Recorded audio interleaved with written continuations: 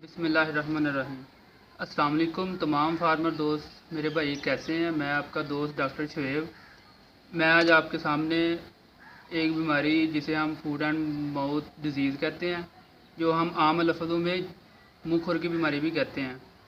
ये बीमारी कैसे होती है हमारे जानवरों में, किस मौसम में होती है, इसका अमल क्या है, तरीक़ेकार क्या है, इसको कैसे कंट्रोल करना है, ये सब मैं आज आपको इस वीडियो में बताऊँगा। सबसे पहले ये एक वायरस है जो कि हवा के ज़रिए, पानी के ज़रिए, खुराक के ज़रिए जानवरों से जो है दूसरे जानवरों में फैलता है।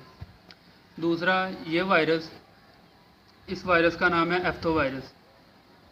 एफ्थो वायरस जो है ये ज़्यादातर जानवरों में सांस के ज़रिए से अंदर मुंतकिल होता है और फिर ये अपना काम शुरू करता है और जानवरों को बीमार कर देता है। इस वायरस की वजह से जानवर जो है वो बीमार हो जाता है, अपनी खुराक को कम कर देता है। खुराक को कम क्यों करता है? ये जो वायरस खुराक को इसलिए कम कर देता है क्योंकि ये वायरस जो है इस की वजह से जानवर के मुंह में छाले बन जाते हैं, तालू में छाले बन जाते हैं और ज़ुबान पे छाले बन जाते हैं। इस छाले बनने की वजह से जानवर खाना पीना छोड़ देता है और ज़ाहिर सी बात है, जब जानवर अपना खाना पीना छोड़ देगा तो जानवर में खुराक की कमी हो जाएगी, जानवर कमज़ोर होना शुरू हो जाएगा, जानवर कम खाता पीता है, उसकी वजह से इसके दूध में भी कमी की वाक़या हो जाएगी। उसके अलावा जानवर को बहुत ज़्यादा दर्जा हरारत हो जाता है। और दूसरा, इसका अमल, ये वायरस पाँव पे अटैक करता है, जिसकी वजह से पाँव में भी छाले बन जाते हैं, जानवर चलने फिरने से कासर हो जाता है। और अगर ये छाले जो हैं वो चारों पाँव पे बन जाएं तो फिर जानवर चलने फिरने से कासर हो जाता है और ज़मीन पे लेट जाता है। पाँव के अलावा, मुँह के अलावा ये छाले जो हैं जानवर के हवाने पर भी बन जाते हैं। और अगर इन छालों का, मुँह खुर की बीमारी का टाइम पे इलाज नहीं किया जाए तो फिर जानवर जो है वो उसकी मौत भी वाक़या हो सकती है। ये छाले जो हैं ये फट कर अल्सर की शक्ल इख्तियार कर लेते हैं और इनमें जो है वो रेशा सा जमना शुरू हो जाता है, ख़राब होना शुरू हो जाता है ज़ख़म जो है। और इसकी वजह से अक्सर जहाँ हमला जानवर जो है ना वो इसकाते हमल हो जाता है उनका, मतलब बच्चा गिरा देते हैं। इसका जो टेस्ट है, ये वैसे तो टेस्ट इसके 2-3 हैं। एक टेस्ट है इसका PCR, और नॉर्मल तौर पर हम विलेज में जो टेस्ट इसका होता है वो क्या करते हैं कि लेबॉर्ट्री से किसी को कॉल करते हैं या बुला लेते हैं। इसका सिंपल तरीका ये है कि आप जो है एक डब्बा लें, डब्बे में छोटा सा डब्बा होता है प्लास्टिक का, उसको जो है उसमें पानी डाल लेना है और जहाँ पे ज़ख़म है, छाले हैं, वहाँ पे आपने जो है वो ले लेने हैं मांस उतार के स्किन का, जहाँ पे छाले बने हुए हैं मुँह खुर की बीमारी के, उसमें पानी में डाल लेने हैं और वो टेस्ट के लिए लेबॉर्ट्री ले जाना है। उसके बाद उसका जो रिपोर्ट आएगी उसके ज़रिए इसका ट्रीटमेंट होता है। और इसका सिंपल इलाज जो है वो ज़्यादातर हमारे इलाके में हम लोगों को बताते हैं कि ये मुँह खुर का जो इलाज है देसी है। उसमें सिंपल क्या है कि आम, किक्कर और जामुन, इसकी खाल उतार लेनी है और उसको पानी में भिगो के गर्म कर लेना है। गर्म करने के बाद उसको जानवर जो है ना उसके मुंह को धोना है, पाँव को धोना है, जहाँ जहाँ पे ज़ख़म है ना उसको अच्छी तरह से वॉश कर देना है।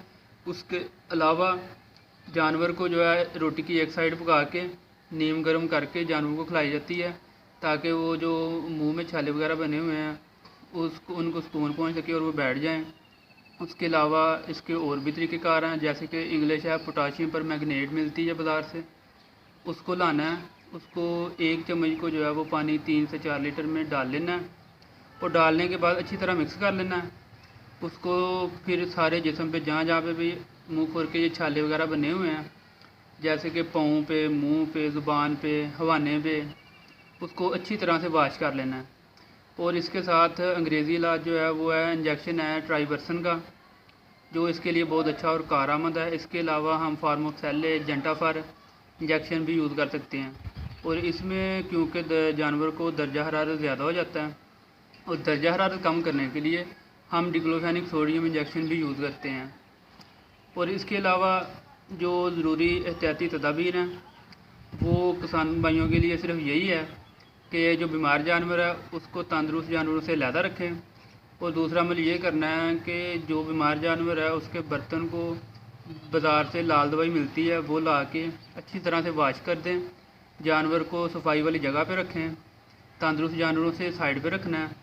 ये वायरस जो है इसका 15 से 20 दिन जो है ना टाइम पीरियड है, जिसमें ये जानवर को होता है अपनी हद क्लियर करके ख़त्म हो जाता है। लेकिन ख़त्म भी ये तब होना है जब आपने इसका अच्छा ट्रीटमेंट करना है, नहीं तो ये जानवर की मौत भी वाक़या हो सकती है। इसके साथ दूसरा काम ये करना है कि इसकी साल में 2 दफ़ा वैक्सीन होती है मुँह खुर की, जो हम अक्सर औक़ात नहीं करवाते। जो मैं आज अपने भाइयों को, किसान भाइयों को ये बताना चाहता हूँ कि आप इसकी वैक्सीन लाजमी करवाएं।